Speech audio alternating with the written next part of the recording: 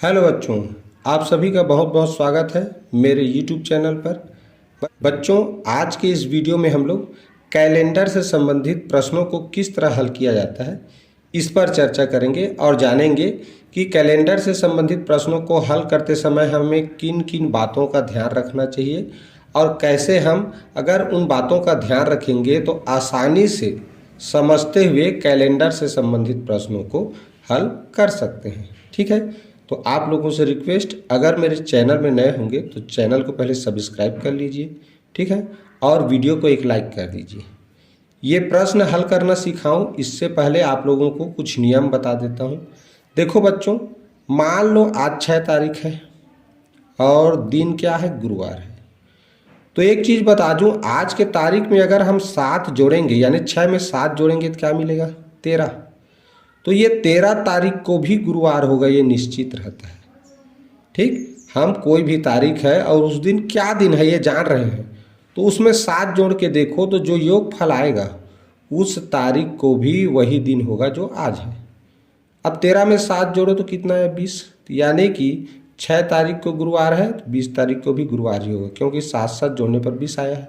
20 में 7 जोड़ो 27 हो रहा है तो 27 को भी गुरुवार होगा।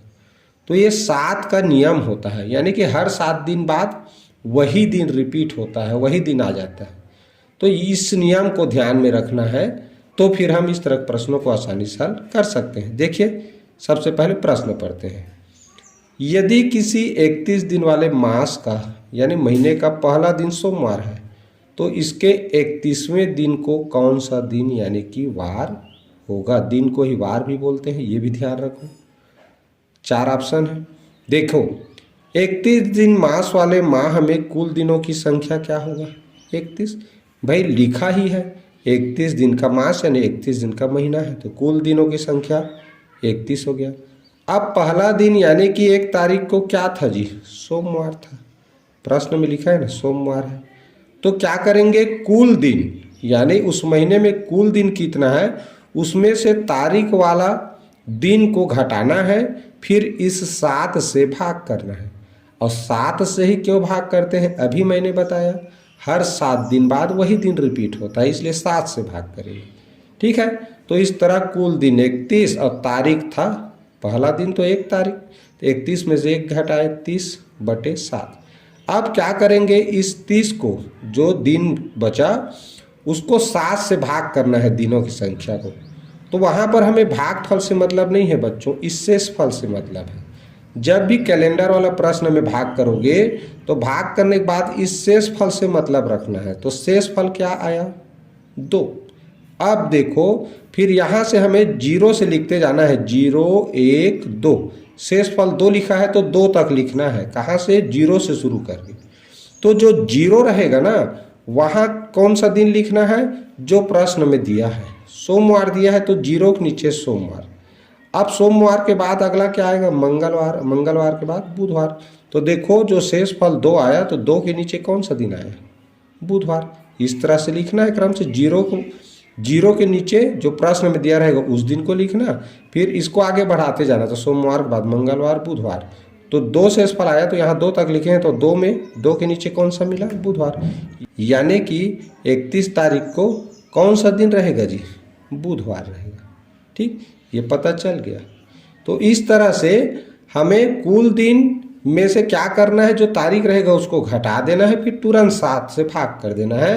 और जो शेष फल आएगा, 2 आया तो 0 से 2 तक लिखना है, और 0 के नीचे जो प्रश्न में दिया रहेगा उस दिन को लिखना है, फिर इसको आगे बढ़ाना। तो जो शेष फल वाला रहेगा ना उस संख्या के नीचे कौन सा दिन आया, वही दिन प्रश्न में जो पूछा गया है उसका उत्तर होता है। ठीक, तो इस तरह से ऐसे प्रश्नों को हल कर सकते हैं। चलिए इसी तरह के कुछ और प्रश्न देख लेते हैं। चलिए प्रश्न पढ़ते हैं। देखिए, प्रश्न लिखा है सन 2000 के 15 जनवरी को सोमवार था तो 31 दिसंबर 2000 को कौन सा दिन होगा। देखो, सन 2000 क्या है, लीप वर्ष है। और लीप वर्ष में बता दूं बच्चों, फरवरी माह 29 दिन का होता है।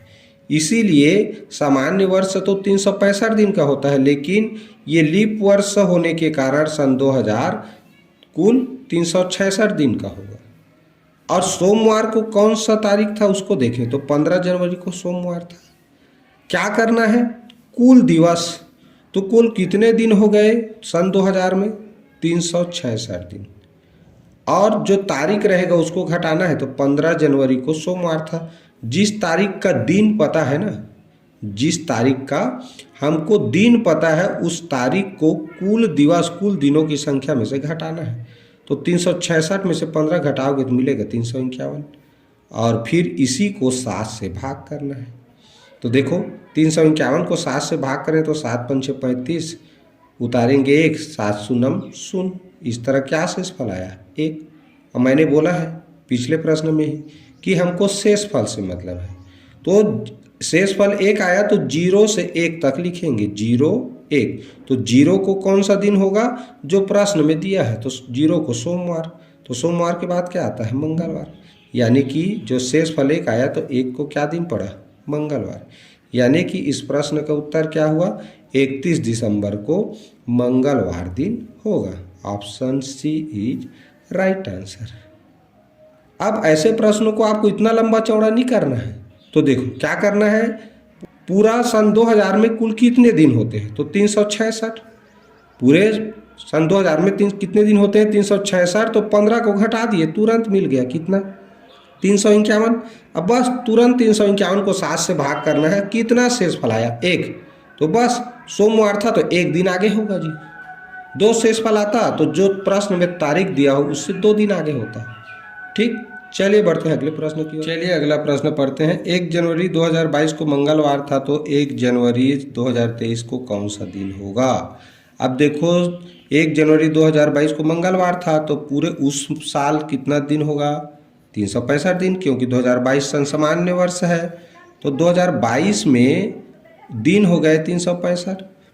अब 1 जनवरी 2023 का पूछा है तो 1 दिन और जुड़ जाएगा उसमें, 366 दिन हो गया। अब तारीख कौन सा था? 1 जनवरी। 1 जनवरी को दिन कौन सा था? मंगलवार। ठीक, क्या करते हैं, कुल दिवस में से 366 दिन हो रहा है, ये जो तारीख था 1 जनवरी, तो 1 को घटाते हैं तो कितना आया? 365। तो 365 को फिर 7 से भाग करेंगे तो शेषफल मिलता है 1। इसका मतलब क्या हुआ कि 0 से 1 तक लिखते हैं, तो 0 को तो जो प्रश्न में दिया है वही दिन होगा। तो मंगलवार, तो मंगलवार के बाद बुधवार आता है, तो 1 शेषफल के दिन कौन सा दिन आया? बुधवार। इसका मतलब 1 जनवरी 2023 को कौन सा दिन होगा? बुधवार होगा।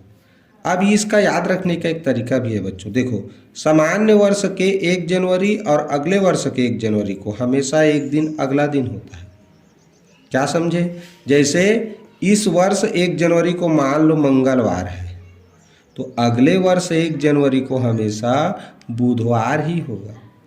तो ये याद रख भी सकते हो। इस साल मान लो नया साल के दिन मंगलवार था, और ये साल मान लो सामान्य वर्ष है ना, 365 दिन का है, तब की स्थिति में अगले साल का जो नया वर्ष आएगा वो एक दिन अगला होता है, यानी मंगल से बुधवार हो जाएगा। ठीक, तो इस तरह इसको भी याद रख सकते हो। चलिए बढ़ते हैं अगले प्रश्न की ओर। चलिए प्रश्न पढ़ते हैं।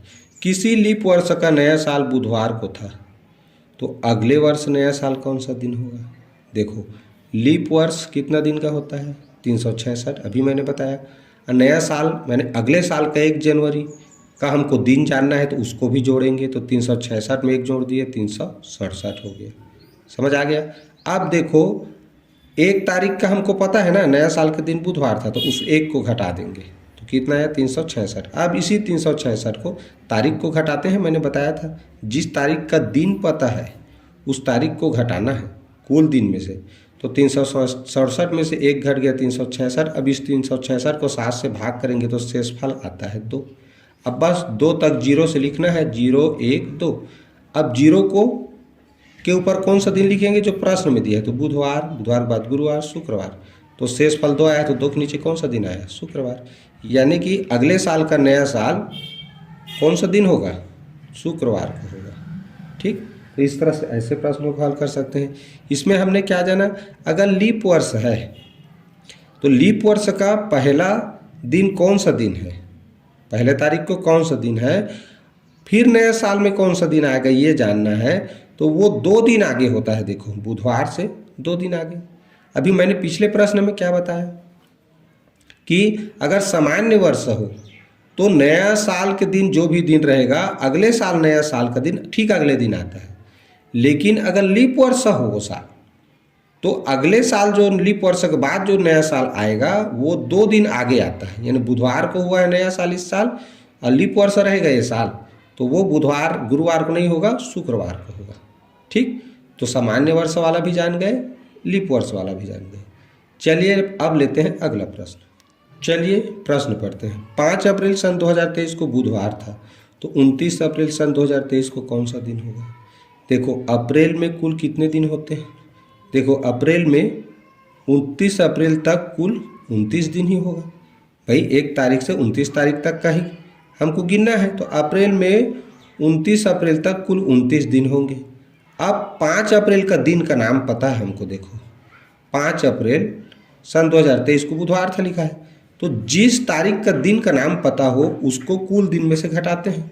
तो 5 अप्रैल को घटाने पर तो 29 में से 5 घट गया, क्या आया? 24। अब बस ये 24 को 7 से भाग करेंगे तो शेष फल मिलता है 3।